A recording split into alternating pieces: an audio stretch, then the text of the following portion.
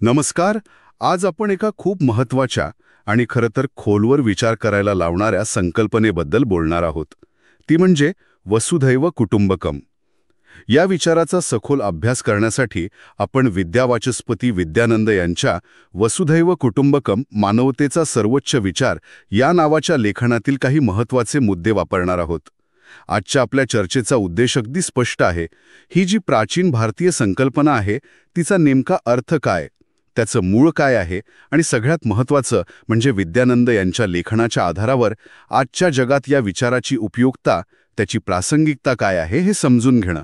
चला तर मग सुरुवात करूया. हे दोन शब्द वसुधैव कुटुंबकम, यात काय दडलं असं वाटतं? म्हणजे वसुधा म्हणजे पृथ्वी आणि कुटुंब म्हणजे परिवार, तर संपूर्ण पृथ्वी एक कुटुंब आहे. सरळ अर्थ. पण हे इतकं साधं आहे का? विद्यानंद काय म्हणतात त्यांच्या लेखनात याबद्दल? तुम्ही सुरुवात अगदी बरोबर केली. हो, शब्दशः अर्थ तोच आहे. पृथ्वी हे कुटुंब आहे. पण विद्यानंद त्यांच्या लेखनात ह्याच्या खूप पुढे जातात. त्या स्पष्ट करतात की ही केवळ एक काय म्हणू नैतिक शिकवण किंवा नुसती एक चांगली म्हण नाहीये. भारतीय तत्वज्ञानाच्या परंपरेत हे एक मूलभूत सत्य मानलं गेलंय. म्हणजे अस्तित्वाच्या पातळीवरचं सत्य. याचा अर्थ असा की आपण सर्वजण आणि फक्त माणसंच नाही, तर या पृथ्वीवरचे सगळे चराचर आपण एका अदृश्य धाग्याने जोडलेले आहोत, एका मोठ्या कुटुंबाचे सदस्य आहोत. ही भावना, ही जाणीव यामागे आहे. अच्छा, म्हणजे ही फक्त एक आदर्शवादी कल्पना नाहीये, तर एक प्रकारे अस्तित्वाची वस्तुस्थिती मांडण्याचा प्रयत्न आहे, असं लेखिका म्हणत आहेत. अगदी तसंच. विद्यानंद यावर भर देतात की विचार करा, हजारो वर्षापूर्वी जेव्हा जग आजच्यासारखं जोडलेलं नव्हतं, दळणवळणाची एवढी साधनं नव्हती, तेव्हा भारतीय ऋषीमुनींनी ही वैश्विक दृष्टी मांडली. त्यांनी माणसाचं स्थान फक्त गाव किंवा प्रांत किंवा देशापुरतं नाही ठेवलं, तर त्याला थेट संपूर्ण वसुदेशी, पृथ्वीशी जोडलं. त्या काळातल्या विचारांच्या पार्श्वभूमीवर बघितलं तर ही एक विलक्षण झेप होती खरंच. लेखनात याला मानवी चेतनेचा एक उत्तुंग आविष्कार असं म्हटलं आहे. हो, आणि याच वैश्विक दृष्टिकोनाचा परिणाम म्हणून मग पुढे एकात्म मानवतावाद सारखी संकल्पना आली असावी, ज्याचा उल्लेख आपण आधी पण केला होता. लेखनात याबद्दल काय सांगितले? एकात्म मानवतावाद म्हणजे नेमकं काय म्हणतात त्या? हो, अगदी. लेखनात या दोन्हींचा संबंध जोडला आहे. असं म्हणता येईल की वसुधैव कुटुंबकम ही एक वैश्विक भावना आहे आणि एकात्म मानवतावाद हा त्या भावनेला सामाजिक, राजकीय, आर्थिक विचारांमध्ये आणण्याचा एक प्रयत्न आहे. विद्यानंदांच्या विवेचनानुसार एकात्म मानवतावाद म्हणजे काय, तर व्यक्ती, समाज, राष्ट्र, मग संपूर्ण मानवजात आणि ही चराचर सृष्टी या सगळ्यांकडे तुकड्या तुकड्यांमध्ये न पाहता एक सलग, एकमेकांवर अवलंबून असलेले घटक म्हणून पाहणं.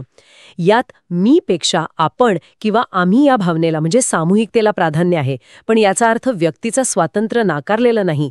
व्यक्ती हा समष्टीचा अविभाज्य भाग आहे आणि समष्टीने व्यक्तीच्या विकासाला मदत करावी असा हा विचार आहे. आणि महत्त्वाचं म्हणजे यात फक्त मानवी समाजाचा नाही, तर निसर्गाचाही विचार अविभाज्य मानला जातो. अच्छा, म्हणजे ही केवळ माणसामाणसांमधल्या एकतेची गोष्ट नाहीये, तर माणूस आणि निसर्ग यांच्यातल्या एकात्मतेची पण गोष्ट आहे. हे तर खूपच महत्वाचं वाटतंय. विद्यानंद यावर अजून काही सांगतात का लेखनात? हो, नक्कीच. लेखनात हा मुद्दा विस्ताराने मांडला आहे. वसुधैव कुटुंबकम या संकल्पनेत फक्त मानवजातीचं कल्याण नाहीये, तर संपूर्ण जीवसृष्टी आणि आपलं पर्यावरण याबद्दलची जबाबदारी पण त्यात येते. झाडं, नदी, डोंगर, पशुपक्षी हे सगळे त्या एकाच कुटुंबाचे सदस्य आहेत अशी भूमिका आहे त्यात. म्हणूनच आपल्या भारतीय परंपरेत निसर्गाला पूज्य मानलं जातं. त्याच्याशी जुळवून घेण्याची शिकवण दिली जाते. लेखिका म्हणतात की आजच्या काळात जेव्हा आपण पर्यावरणाच्या इतक्या गंभीर समस्यांना तोंड देतोय, तेव्हा ही दृष्टी खरंच खूप महत्वाची ठरते. हे ऐकून खरंच वाटतं की हा विचार किती व्यापक आहे, किती सर्वसमावेशक आहे. पण मग एक प्रश्न येतो मनात. हा विचार जर इतका चांगला आहे, उदात्त आहे, महत्वाचा आहे, तर तो प्रत्यक्षात जगणं किती सोपं किंवा अवघड आहे?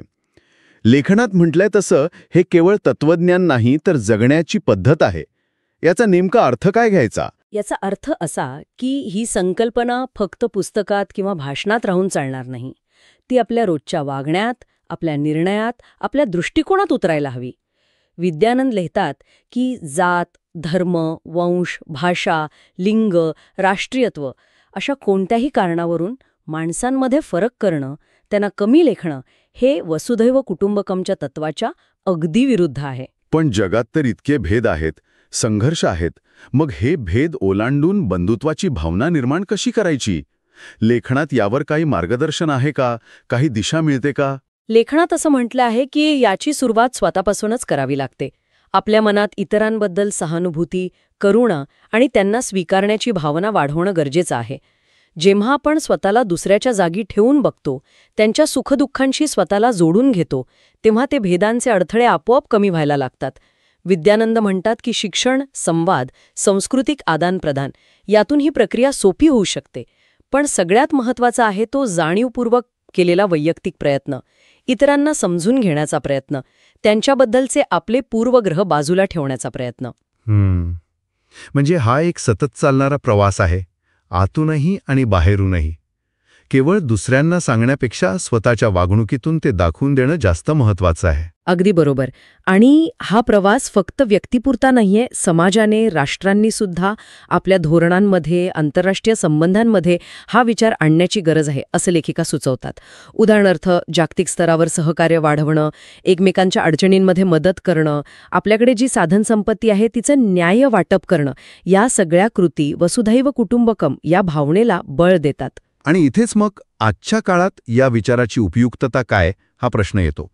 आपण अशा जगात राहतोय जिथे टेक्नॉलॉजीने अंतर तर कमी केलंय, पण माणसं भावनिक पातळीवर, वैचारिक पातळीवर विभागलेली वाटतात. राष्ट्रवाद, वंशवाद, धार्मिक कट्टरता वाढताना दिसतीये. अशा परिस्थितीत विद्यानंद यांच्या मते वसुधैव कुटुंबकम हा विचार नेमकी काय भूमिका बजावू शकतो? लेखिकेच्या मते आजच्या काळात तर या विचाराची गरज पूर्वीपेक्षा खूप जास्त आहे.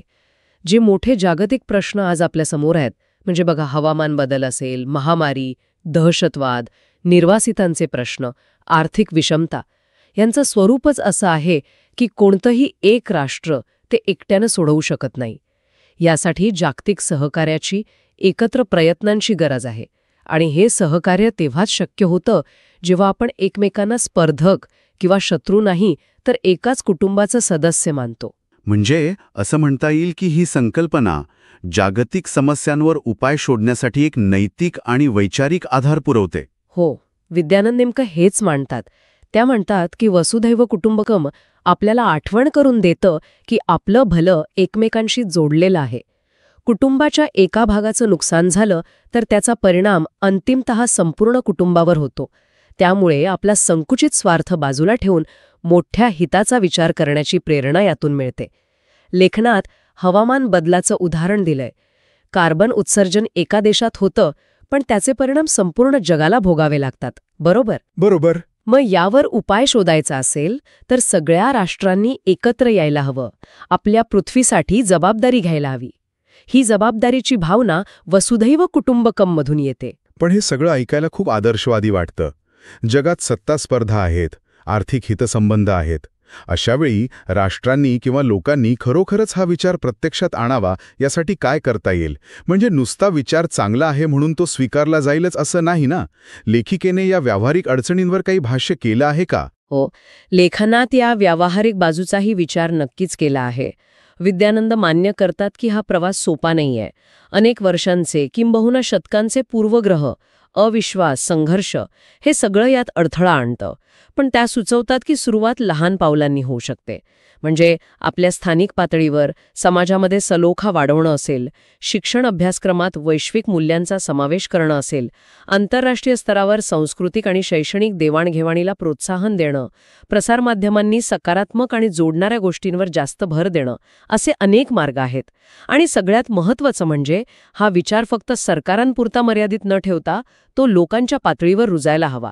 जेव्हा सामान्य माणूस या भावनेनी प्रेरित होऊन वागेल, तेव्हाच खरा बदल दिसेल. म्हणजे ही एक प्रकारची टॉप डाऊन आणि बॉटम अप दोन्ही पातळ्यांवर चालणारी प्रक्रिया असायला हवी. आतापर्यंतच्या चर्चेतून हे एकदम स्पष्ट होतंय की वसुधैव कुटुंबकम हा केवळ एक प्राचीन संस्कृत वाक्यांश नाहीये. विद्यानंदांच्या लेखनाच्या आधारे आपण पाहिलं की हा एक सखोल तत्वज्ञानात्मक विचार आहे, जगण्याची एक पद्धत आहे आणि आजच्या जगातल्या समस्यांवर मात करण्यासाठी एक मार्गदर्शक तत्व पण आहे. अगदी बरोबर. थोडक्यात सांगायचं झालं तर हा विचार आपल्याला एका मोठ्या चित्राकडे बघायला शिकवतो. आपण आपल्या ओळखीच्या, आपल्या निष्ठांच्या ज्या छोट्या सीमा आखून घेतल्या आहेत त्या ओलांडून आपलं नातं व्यापक मानवतेशी आणि या सगळ्या चराचर सृष्टीशी जोडायला शिकवतो. पण पुन्हा एकदा विद्यानंद ज्यावर जोर देतात त्याप्रमाणे हा विचार केवळ बौद्धिक पातळीवर समजून घेणं पुरेसं नाही, त्याचा खरा कस लागतो तो कृतीमध्ये. आणि जर आपण ही कृती केली, जर समाजाने आणि जगाने हा विचार खऱ्या अर्थाने स्वीकारला, तर काय परिणाम होऊ शकतो असं लेखिकेला वाटतं? लेखिकेच्या मते याचे परिणाम खूप दूरगामी आणि सकारात्मक असतील. जिथे आज संघर्ष आणि स्पर्धा दिसते तिथे सहकार्य आणि सहानुभूती वाढेल. असमानता कमी होऊन अधिक न्यायपूर्ण समाजाची निर्मिती होऊ शकेल. पर्यावरणाचा जो ऱ्हास होतोय तो थांबून निसर्गाशी एक सुसंवादी जीवन जगता येईल. थोडक्यात काय तर भीती आणि द्वेष यावर आधारलेल्या जगाऐवजी प्रेम, शांती आणि परस्पर आधारावर आधारलेले एक खरंखुरं जागतिक कुटुंब अस्तित्वात येऊ शकेल. ही एक आदर्शवादी कल्पना नक्कीच वाटते, पण त्या दिशेने प्रयत्न करणं हेच मानवतेचं ध्येय असायला हवं असं त्यांचं प्रतिपादन आहे. लेखाच्या शेवटी एक खूप मार्मिक वाक्य आहे जे मला वाटतं या सगळ्या विचारांचं सार सांगतं. एकमेकांसाठी जगणे हेच खरे वसुदैव कुटुंबकमचे सार आहे. किती साधं पण किती अर्थपूर्ण आहे हे. खरंच. आणि या चर्चेच्या शेवटी ऐकणाऱ्यांसाठी एक विचार करायला लावणारा मुद्दा सोडून जाऊया. विद्यानंद यांच्या लेखनातून प्रेरणा घेऊन आपण स्वतःला हा प्रश्न विचारू शकतो की हा जो विचार आहे, संपूर्ण पृथ्वी एक कुटुंब आहे, हा विचार आपण आपल्या रोजच्या जगण्यात कसा आणू शकतो? अगदी लहान वाटणाऱ्या गोष्टींमध्ये, म्हणजे आपण आपल्या शेजाऱ्यांशी कसं वागतो किंवा एखाद्या अनोळखी व्यक्तीबद्दल मनात काय विचार करतो, सोशल मीडियावर प्रतिक्रिया देताना कोणती भाषा वापरतो, किंवा अगदी साध्या वस्तू खरेदी करताना, नैसर्गिक साधनसंपत्ती वापरताना या विचाराचा प्रभाव आपल्या वागण्यावर पडू शकतो का? जर आपण जाणीवपूर्वक हा दृष्टिकोन आपल्या निर्णयात आणि वागणुकीत आणला तर त्याचा आपल्यावर आणि आपल्या आजूबाजूच्या जगावर काय परिणाम होईल यावर विचार करायला हवा. नक्कीच विचार करण्यासारखा प्रश्न आहे हा. विद्यानंद यांच्या लेखनातील या मुद्द्यांवर आधारित आपली आजची चर्चा खरंच आपल्याला एका वेगळ्या पातळीवर घेऊन गेली असं मला वाटतं. आपल्या नेहमीच्या विचारांच्या पलीकडे बघायला शिकवून गेली.